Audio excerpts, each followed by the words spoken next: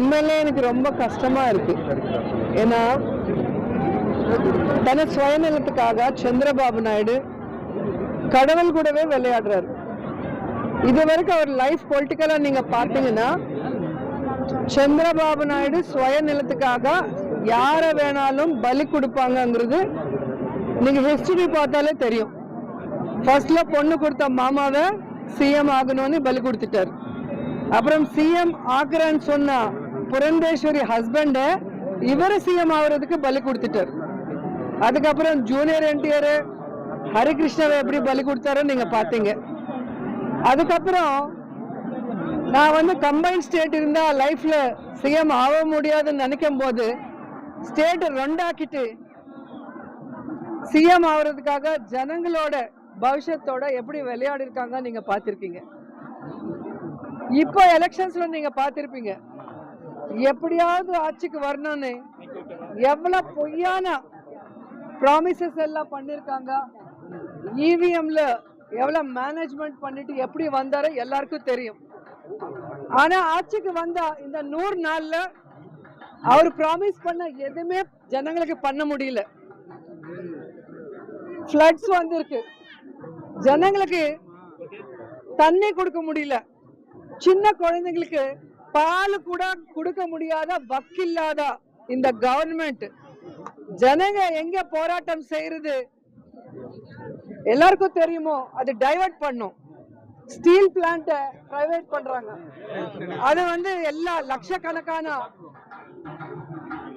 அங்க ஒர்க் பண்றவங்க ஃபைட் பண்ணிட்டு இருக்காங்க. அது ஜனங்களுக்கு தெரியக்கூடாது. இந்த மாதிரி நிறைய தப்பு பண்ற சந்திரபாபு நாயுடு அந்த தப்பெல்லாம் ஜனங்களுக்கு தெரியாம டைவர்ட் பண்றதுக்கு டைவர்ட் பாலிட்டிக்ஷன் தான் இந்த லட்டு விஷயம் கொண்டு வந்திருக்காரு. ஏன்னா உண்மையிலே கடவுள் மேல பக்தி பயம் இருந்தா இந்த மாதிரி ஒரு தப்பு நடந்ததுன்னா சிஎம்ஆ இருக்கிறவங்க டிப்யூட்டி சிஎம்ஆ இருக்கிறவங்க என்ன செய்யணும்? அது மேல என்கொயரி பண்ணணும். என்கொயரி பண்ணிட்டு தப்பு பண்ணவங்கள தண்டிக்கணும். அப்படி இல்லாம அவங்களோட என்டிஏ கூட்டணி மீட்டிங் நடக்கும் போது இந்த மாதிரி ஒரு தப்பு நடந்தது, இந்த மாதிரி அனிமல் ஃபேட் இதுல மிக்ஸ் ஆயிருக்குன்னு சொல்லி அவர் பேசினது, அந்த பேசின பொய்ய உண்மையாக்குறதுக்காக அவர் ஒரு ரிப்போர்ட் கொண்டு வந்திருக்காரு. அந்த ரிப்போர்ட் நீங்க பாத்தீங்கன்னா என்டிடிபி ரிப்போர்ட் இதுல கிளியரா இருக்கும். மார்ச்சோட ஜெகன்மோகன் ரெட்டி சார் சிஎம் முடிஞ்சிச்சு, எலெக்ஷன் அனௌன்ஸ் பண்ணாங்க. ஜூன்ல சந்திரபாபு நாயுடு சிஎம் ஆனார். ஜூலைல தான் அந்த டேங்கர்ஸ் வந்திருக்கு. 17/7/2024 கண்டெய்னர்ஸ் வந்திருக்கு. அதை டெஸ்டுக்கு அனுப்புனா 23/7/24 தான் ரிசல்ட்ஸ் வந்திருக்கு.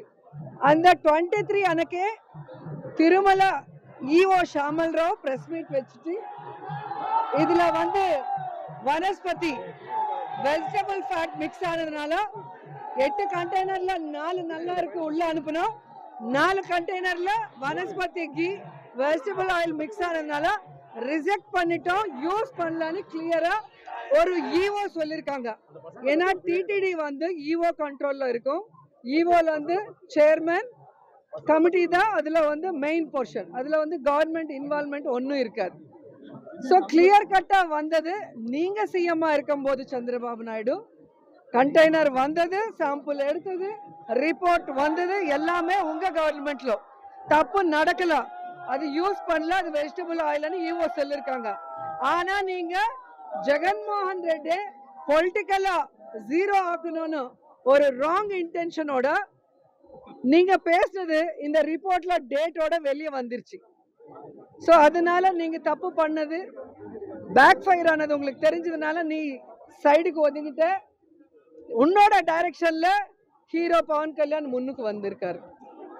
ஏன்னா சந்திரபாபு நாயுடுக்கு எப்பவுமே கடவுள்னா பக்தி இல்ல, பயம் இல்ல. இங்க பாத்தீங்கன்னா உங்களுக்கே தெரியும், எப்பவுமே எந்த பூஜை பண்ணாலும் ஷூஸ் போட்டுட்டு தான் பண்ணுவார்.